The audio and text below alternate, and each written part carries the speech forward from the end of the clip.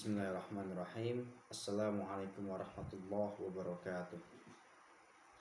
Perkenalkan, nama saya Ruslan Hadi, biasa dipanggil Ruslan. Saya adalah seorang mahasiswa semester 5 mengambil program studi Bahasa dan Sastra Arab pada Fakultas Adab dan Humaniora di Universitas Islam Negeri Jakarta di Ciputat.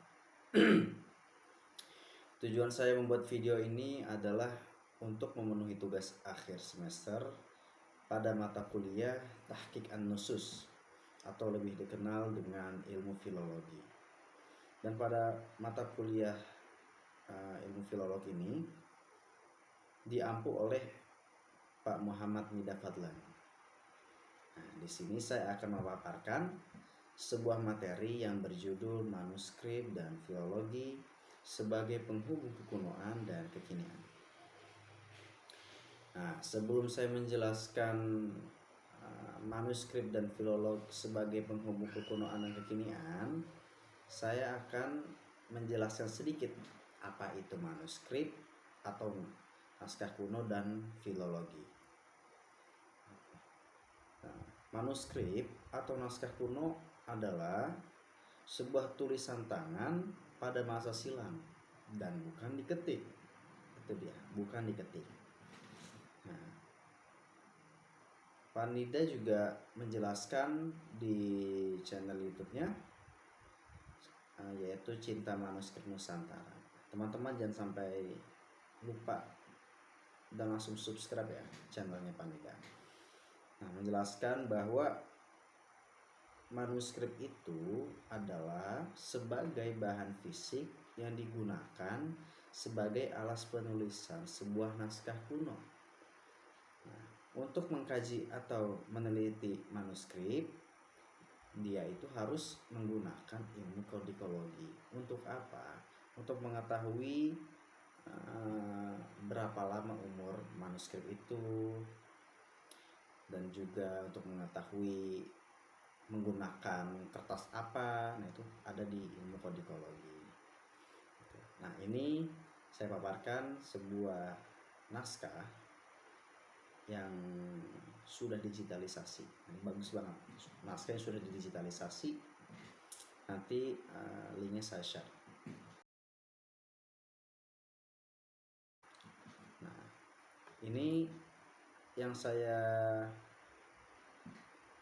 tandain ini yang disebut dengan manuskrip yang berupa fisiknya saja, yang berupa fisik pokoknya.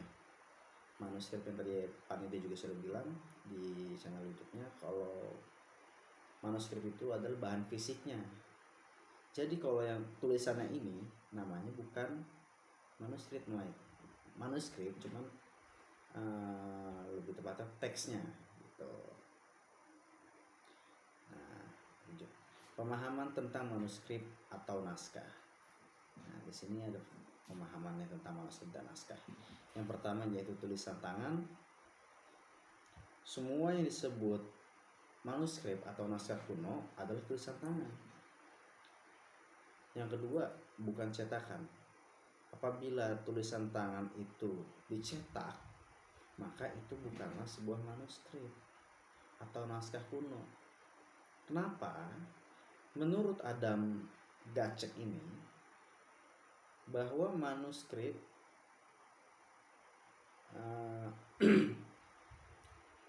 yang cetak itu, manuskrip cetak itu, maksudnya yang cetak itu dia bukan manuskrip.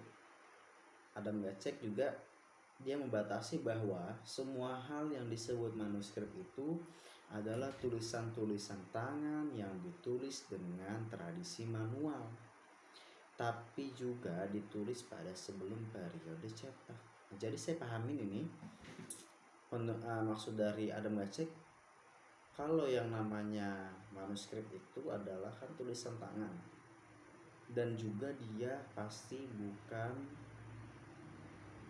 pada masa periode cetak.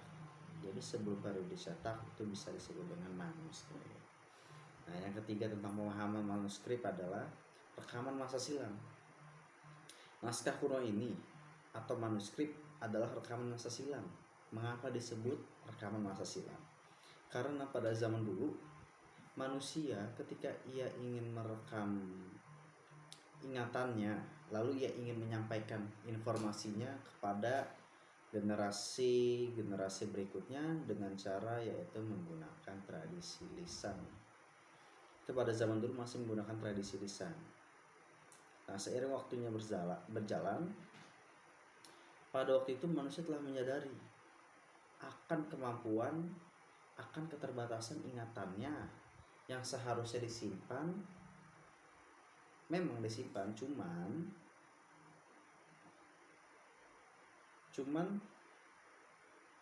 dia tahu bahwa ingatannya itu terbatas. Jadi manusia mencari cara atau mencari sebuah teknologi yang maju, teknologi yang bisa menyimpan dan juga tidak hilang. Lalu manusia menemukan teknologi yang menyimpan dan kapasitasnya juga nggak terbatas, masih terbatas sih kalau yang ini ya. Ditemukan sebuah teknologi menulis. Nah, ini dia manuskrip nih. Manuskrip ini pada zaman ini nih, teknologi menulis nih. Gitu. Nah, dan juga menulis juga mempunyai keterbatasannya. Manusia juga menyadari akan keterbatasan teknologi menulis itu. Lalu manusia mencari lagi teknologi yang maju gitu. Teknologi yang maju, dan kemudian manusia mendapatkan teknologi cetak. Lagi-lagi manusia menyadari keterbatasan tersebut. Maksudnya menyadari keterbatasan teknologi cetak itu, dan mencari lagi, akhirnya menemukan teknologi digital atau digitalisasi. Saya lanjut dengan sedikit pembahasan tentang filologi. Menurut KBBI, Kamus Besar Bahasa Indonesia, pengertian dari kata filologi adalah ilmu tentang bahasa, kebudayaan, peranata dan sejarah suatu bangsa sebagaimana terdapat di bahan-bahan yang tertulis. Ya, filologi memang dapat didefinisikan sebagai kajian bahasa melalui sumber-sumber tertulis. Ia adalah gabungan dari kritik sastra, sejarah, dan sekaligus linguistik.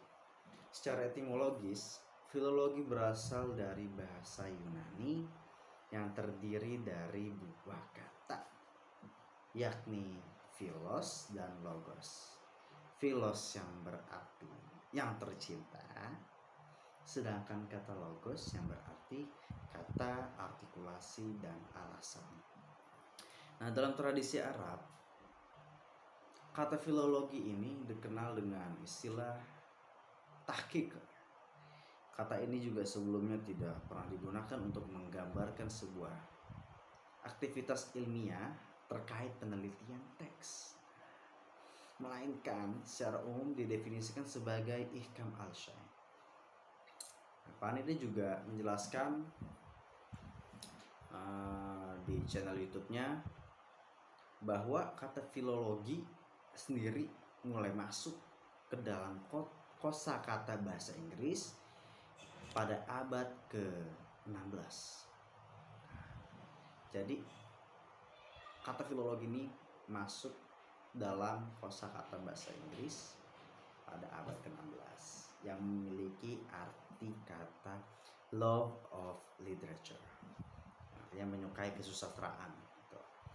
Adaptasi istilah filologi menjadi dipersempit sebagai sebuah bidang ilmu humaniora yang identik dengan ilmu bahasa atau linguistik dan juga sastra.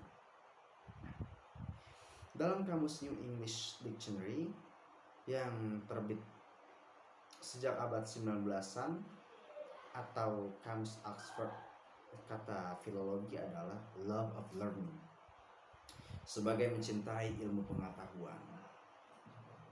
Mulai dari abad ke-19, pengertian love of learning and literature dalam sejarah perkembangan bahasa yaitu the study of the Historical Development of Languages, dengan mempertimbangkan beberapa definisi yang tadi saya sudah sebutkan, maka filologi dapat diartikan sebagai sebuah ilmu yang berfokus pada kajian atas tulisan-tulisan yang dihasilkan pada masa silam. Nah, itu dia tuh.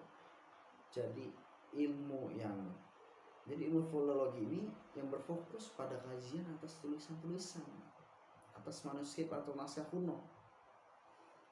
Filologi juga dapat dipahami sebagai cabang ilmu yang mengkaji teks beserta sejarahnya atau tekstologi, termasuk di dalamnya juga melakukan sebuah kritik teks. Itu dia tuh, bisa melakukan sebuah kritik yang bertujuan untuk merekonstruksi keaslian sebuah teks. Jadi tujuan untuk mengkritik teks itu untuk merekonstruksi keaslian sebuah teks dan mengembalikannya pada bentuk semula, serta membongkar makna dan konteks yang melingkupinya. Kita lanjut dengan pembahasan kita tentang manuskrip dan filologi. Kembali saya sudah sedikit menjelaskan tentang manuskrip dan filologi. Langsung kita masuk ke pembahasan kita, yaitu manuskrip dan filologi sebagai penghubung masa kekunoan dan masa kini. Di sini saya mengambil contoh batik. Nih untuk menghubungkan manuskrip dan filolog sebagai penghubung masa kekunoan dan masa kinian. Tim peneliti dari Universitas Gadjah Mada melakukan sebuah kajian, melakukan sebuah analisis berupa manuskrip yang diterjemahkannya menjadi sebuah motif batik. Nah, itu dia tuh banget. Jadi tim peneliti UGM itu menerjemahkan sebuah manuskrip, lalu digambarkanlah ke motif batik.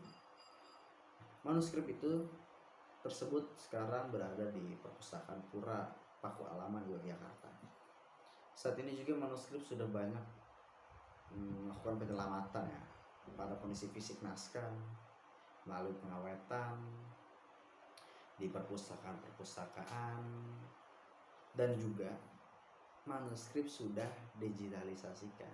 Seperti yang tadi saya sudah tampilkan ya, sebuah naskah yang sudah digitalisasikan.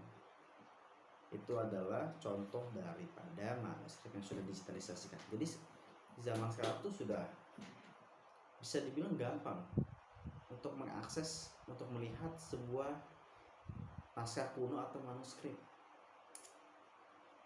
Karena kan kalau waktu dulu aja kan, kalau kita mau mencari manuskrip atau naskah kuno tuh kita harus mencarinya tuh kita harus mencarinya keluar daerah kita, di pelosok. Nah sekarang kan zaman sekarang sudah modern dan juga sudah digitalisasi, jadi kita gampang untuk mengakses atau meneliti sebuah manuskrip atau naskah kuno. Nah di sini nih ada motif batiknya nih. Nah ini adalah motif batik Tangguh Waskita yang sudah diteliti oleh tim peneliti Universitas Gadjah Mada. Nah motif batik Waskita ini merupakan hasil dari penelitian Sri Ratna Sakti Mulia yang dibantu oleh rekannya yaitu Sudibyo dan Nugrahani dari Fakultas Ilmu Budaya UGM atau Universitas Gadjah Mada pada tahun 2018. Motif batik Tangguh Waskita ini didikti oleh penelitian terapan unggulan perguruan tinggi atau dikenal sebagai PT-UPT. Dikti berjudul Pesan Leluhur dalam Naskah kuno Paku Alaman, pelestariannya pada motif batik modern tersebut menghasilkan prototip, canting cap, dan hak atas kekayaan intelektual untuk motif batik Tangguas kita ini. Keren banget. Jadi itu keren banget, banyak yang meneliti. Oke. Kita juga bisa. Jadi kita kalau mau menerjemahkan sebuah manuskrip atau masa kuno, kita harus mempelajari ilmu filologi. Itu yang pentingnya. Nah, motif batik Tangguas kita ini resmi dijadikan pakaian seragam sebagai penghargaan atas hasil dari pencapaian Sri Ratna Sakti Mulia itu. Jadi sebagai penghargaan dari fakultas membuat seragam dengan motif batik tersebut untuk para dosen Fakultas Ilmu Budaya di Universitas Gadjah Mada sejak tahun 2021. Nah, itu dia. Makna daripada simbolis itu juga terkandung dalam motif batik Tangguas kita. Tangguh yang artinya tidak mudah menyerah, andal dan dapat dipercaya. Adapun waskita memiliki arti terang yang berpengetahuan yang luas. Diharapkan dengan adanya motif batik Tangguas kita ini menjadi pribadi yang kuat dan visioner. Itu dia. Jadi dengan adanya motif batik yang diambil dari sebuah manuskrip atau masa kuno, ini menjadi sebuah penghubung antar masa lalu dan masa kini. Menjadi penghubung antar masa lalu dan masa kuno atau dan masa kini, masa modern. Itu dia. Manfaat dari mempelajari ilmu filologi yaitu bisa menerjemahkannya, kita bisa memaparkan melalui setelah kita terjemahkan, kita bisa memaparkan, menggambarkannya dengan membuat batik yang diangkat dari sebuah naskah kuno atau manuskrip. Kita bisa melihat gambaran tentang masa lalu, gambaran tentang keagamaan dulu, gambaran tentang tradisi dulu, gambaran tentang kehidupan leluhur kita pada masa dulu.